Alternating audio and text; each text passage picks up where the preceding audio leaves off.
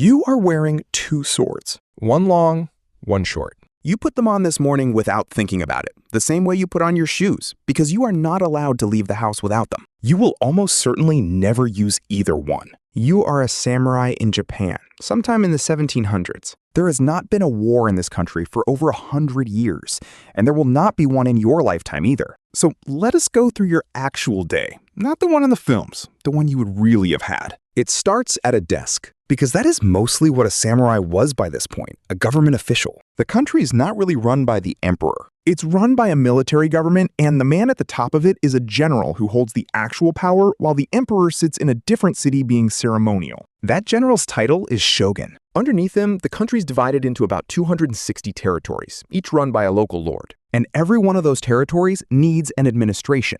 Somebody has to count the rice tax. Somebody has to inspect the granaries, check the timber records, staff the castle gate, keep the fire watch, and check the paperwork of the man who checked the paperwork. All of those jobs went to samurai because only samurai were allowed to have them. So your career might be auditing a rice ledger. It might be standing at a gate writing down who came in and who went out. There were duty rosters, and there was a chain of command, and there were men who were very good at the filing and got promoted over men who were better with a sword. And there is a problem underneath all of that, which shapes everything else about your life. There were more samurai than there were jobs.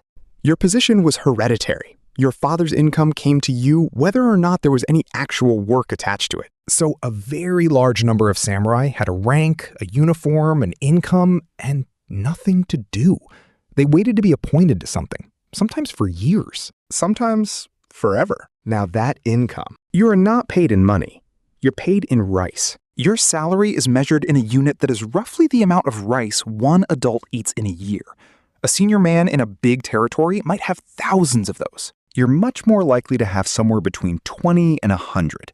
Plenty of samurai had less. And here is the part that quietly runs your entire adult life. You cannot eat 100 years of rice. You need cash. You need cash for firewood, for clothes, for sandals, for your children, for the gifts you are socially required to give to men above you. So the rice has to be sold, and you are not a merchant. You have no shop, no scales, and no customers. So you take it to a rice broker. He sells it for you, and he keeps a cut. He also very helpfully offers to lend you money against next year's rice before it has been harvested. You take it. Almost everybody took it. And now you are in debt to him. And so is your neighbor. And so very often is the lord of your entire territory who is borrowing from the same kind of man on a much larger scale. Here is what makes that strange rather than just unfortunate. There was an official ordering of society, and it went like this. Warriors at the top, then farmers because they grew the food, then craftsmen because they made things, and at the very bottom, merchants, because a merchant produces nothing and simply moves other people's goods around for profit. Historians argue about how rigidly that ever worked in practice, but it was the official picture, and it was taught, and it was believed. So you are at the top of it, and the man you owe money to is at the bottom of it. He bows to you in the street. He has to. And he owns your next 3 years. Occasionally, this got bad enough that the government simply canceled the debts by decree, which sounds like a solution, and worked exactly as well as you would expect. Brokers who have just watched their loans erased become extremely reluctant to make new ones, and the samurai who needed the money still needed it. Now the obvious question, why not just earn some? Because you're not allowed to. Trade is beneath your class. Doing paid work outside your post is beneath your class. Your income is your income, and it is fixed. And it is fixed in rice, which means when rice is cheap relative to everything else, you get quietly poorer without anything having happened to you. So people found ways around it in private. Low-ranking samurai households made things at home and sold them through somebody else.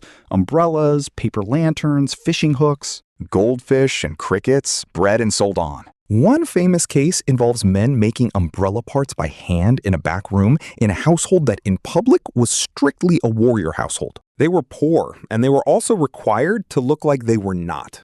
Which brings us to how you look. Your head is shaved across the top, and the rest of your hair is oiled and tied into a top knot that sits forward over the shaved part. It takes time. You need someone to do it properly. It is not a fashion choice, it is a uniform, and being seen with it undone is a serious embarrassment. Your clothing is regulated by rank. There are rules about fabric and color and what you may wear on what occasion, and there were repeated government orders telling people to stop dressing above their station, which tells you those orders were being ignored, because nobody legislates against something nobody is doing. And then the swords. 2 of them, worn together, and that combination is the thing that marks you. A farmer could own a blade. A merchant could be wealthy enough to buy a beautiful one. Neither of them could wear both of these in this way in public. That was yours. The long one is the katana. The short one is the wakizashi. The pair together is the uniform. And there is etiquette attached to every part of it. The long sword comes off when you enter somebody's house. You leave it at the entrance, or you hand it over, and there is a correct way to do that. Indoors, you keep only the short one. When you sit, the sword goes on a particular side, and which side matters, because one of them is the side you could draw from quickly, and the other is not. Getting this wrong is not a faux pas. It is a statement. Now, the thing everybody has heard about. Yes, a samurai had a legal right to cut down a commoner who was seriously disrespectful. That right was real, and it was written down. It was also nothing like the license people imagine. You had to be able to justify it afterwards. There were expected to be witnesses, it had to be reported. The circumstances were examined, and if the authorities decided the insult did not warrant it, or that you had provoked it, or that you had simply lost your temper, you were in very serious trouble yourself. Cutting down the wrong person could end your household. Not just your career, your family's name, your family's income, the whole hereditary position that your grandfather had held. So the right existed and was used rarely. And the reason it was used rarely was not kindness. It was that the paperwork could destroy you. That is the recurring shape of this entire life, actually. Enormous formal privilege wrapped in so much procedure that using it is dangerous. Meanwhile, you train. There are schools. There's a hall, and wooden swords, and set sequences of movements you repeat until they are automatic. And a master who certifies you when you reach a certain level. And almost none of the men in that room have ever been in a fight. The techniques are being handed down by people who learned them, from people who learned them, from people who did use them, 2 or 3 or 4 generations back. It is a martial art in the modern sense. Serious, disciplined, technically deep, and detached from the thing it was originally for. You are also expected to read. By this period, a samurai is supposed to be a scholar as well as a fighter. Chinese classics, ethics, calligraphy, administration. A man who could only fight was not considered a complete samurai. He was considered half-educated, and it would hold his career back. Which makes sense, because his career is the rice ledger. Now, the biggest single interruption in your life, your lord is required by the government to spend alternate years in the capital, a city called Edo at the time, which you know now as Tokyo. Not visit. Live there in a residence he pays for, with a retinue he pays for, and then travel home the following year, and then come back the year after that for his whole life. And when he goes home, his wife and children stay in the capital. Permanently. That is not an accident of the arrangement. That is the arrangement. Their presence is the guarantee of his behavior. If you were one of his retainers, you are on that road. Hundreds of men walking in procession, in order, in the correct clothing, for weeks, twice as often as anybody would want to. Whole towns along the route existed to feed and house these processions. It was ruinously expensive, and the expense was the point. A lord spending that much on travel and on 2 households is a lord who can't afford to raise an army, which is why the debt problem never got better. The whole system was designed to keep the warrior class slightly broke. Now, an unpleasant possibility. What happens to your family if you have no son? The income is attached to the household, and the household needs an heir. And if there isn't one, the whole thing can end. The name, the stipend, all of it. So you adopt. Adoption of an adult heir was completely normal and completely accepted. You bring in a younger son from another samurai family, often a relative, and now he is your son and your line continues. And sometimes, quietly and for a fee, a samurai family with an income and no heir would adopt the son of a wealthy merchant family. The merchant's son becomes a samurai.